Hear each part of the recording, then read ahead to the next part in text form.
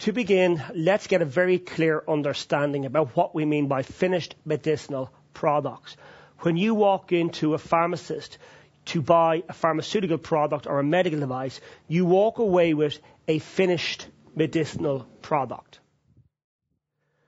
We define a finished medicinal product as one that's undergone all stages of production, including packaging, and it's in its final container. So when you walk into a pharmacist and you purchase tablets, they're usually in a blister pack, they're usually finished, they're in a box, the box is labelled, and within the box there's also a leaflet. Now what we mean by undergone all stages of production, you are not expected to do any post-purchasing processing at home by the kitchen sink or on the kitchen table. Let's broadly look at the production stages leading to our finished medicinal product. The first stage is manufacturing the drug substance. The drug substance is the active ingredient. This has pharmacological activity. It's intended to treat, cure, prevent, or diagnose disease or affect the structure or function of the body. It's typically a raw chemical, a pure chemical, or a protein therapeutic. We need to be careful because our active ingredient, our drug substance, will affect the structure and function of the body metabolically. The second, and indeed second last stage of production, is drug product. Here we need to formulate the drug substance into a final dosage form. We're going to instruct our patients to take a certain quantity consistently, periodically, as advised by their doctor. So we need to be able to present the active ingredient in a usable dosage form. So we're typically used to, for example, pills. Here we've got our active ingredient in association with inactive ingredients. So what we've actually done is we have bulked out our active ingredient with inactives such as tapioca starch, such as cellulose, and we've compressed them into a pill. And we can consistently take, for example, 3 pills a day. Or we might put, for example, a therapeutic into a vial and administer the vial, take 1 injection or 2 injections a day.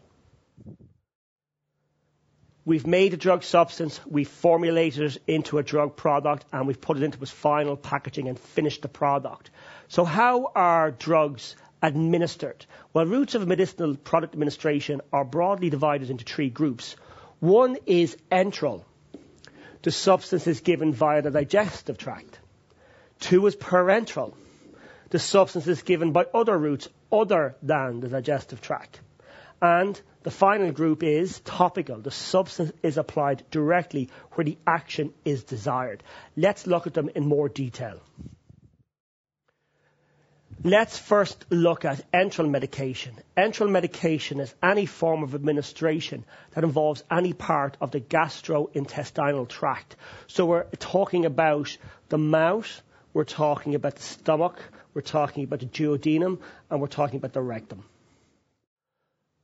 Most of us are very familiar with medicines to be taken orally. This is a classic form of enteral medication.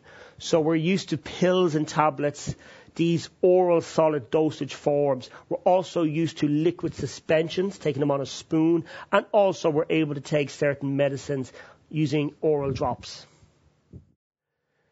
In addition to oral administration, enteral medication also involves a gastric tube, a duodenal tube, and also some rectal suppositories. Now, with enteral medication, the effect is systemic. It's non-local. What I mean by that is we may have a terrible pain in our elbow, and as a result, we take a tablet orally. The effect of that drug is that it affects multiple organs, systems, or tissues, or even the entire body. So the effect of the drug is distributed throughout the entire body, affecting multiple systems and organs. However, we will and hopefully get some relief from the pain in our elbow.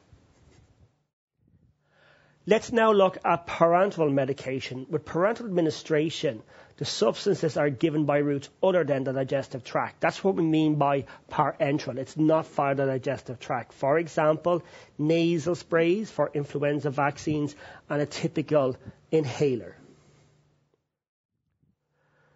Many of us are familiar with injections as fast methods for drug delivery. These are also parenteral medication. We have standard injections, for example, with adrenaline here, and then a deep intramuscular gluteal injection.